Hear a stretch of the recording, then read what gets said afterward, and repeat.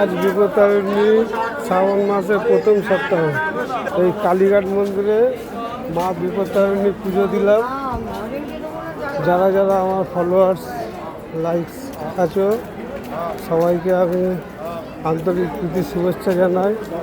দেখছো মায়ের কাছে পুজো দেওয়া হলো। এই যে কালীঘাট মন্দির, আমাদের এই কালীঘাট মন্দিরটা সতীর 51 পীঠের একটা অংশ। এইটা হচ্ছে জাগ্রত মন্দির, এই হচ্ছে সতীর 51 পীঠের একটা অংশ। আমি এই কালীঘাটে এসে মায়ের কাছে পুজো দিতে পেরে নিজেকে খুব ভাগ্যবান মনে করছি।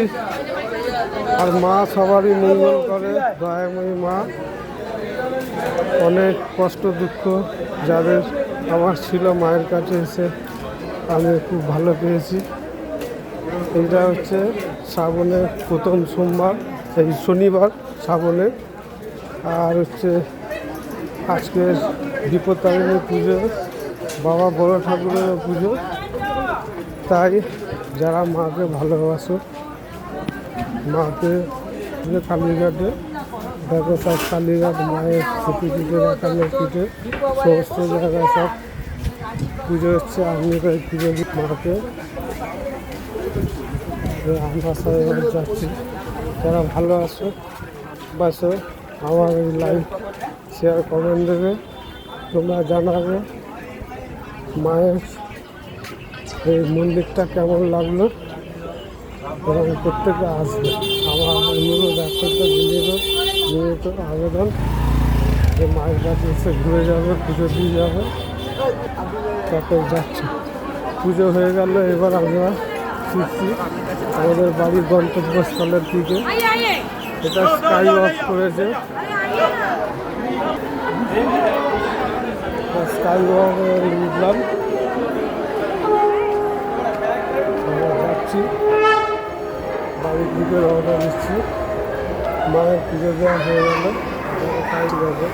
যারা বয়স্ক লোক হাঁটতে পারে না তাদের জন্য চলমান সিঁড়ি করেছে, একদম মায়ের মন্দিরে বাস স্ট্যান্ড থেকে এসে পৌঁছাবে। দেখো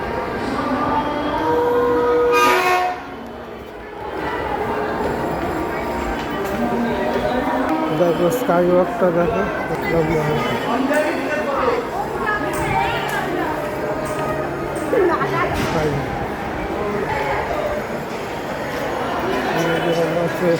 যাচ্ছি মায়ের মন্দির থেকে বাড়ির দিকে ফিরছি। মায়ের পুজো হলো। আজকে আমি নিজেকে খুব ভাগ্যবান মনে করি। শ্রাবণ মাসের প্রথম শনিবার মা কালী এই সতীপীঠে 51 পীঠের এক অংশ আমি যে পুজো দিতে পেরেছি, মা আমার ওপরে কৃপা করেছে, দয়া করেছে। তার জন্য মাকে অশেষ অশেষ প্রণাম জানাই। আজকের প্রচণ্ড ভিড় ছিল। আমি তো ভাবলাম মায়ের কাছে আজকে আমি আর পুজো দিতে পারবো না, কিন্তু মা সহায়তা আছে বলে আমার পুজো ঠিক গ্রহণ করেছে। আমি ভেতরে গিয়ে গর্বে গিয়ে পুজো দিয়ে এসছি। এবার আমি বিপত্তারিণী পুজোও করলাম। দেখো যাচ্ছি আমি।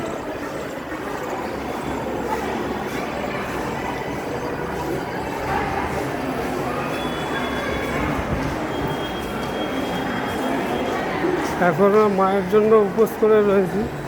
2টো 2:30টা বাজতে চললো, কিছু খাইনি। মাকে পুজো দিয়ে তারপর অন্য জল খাবো।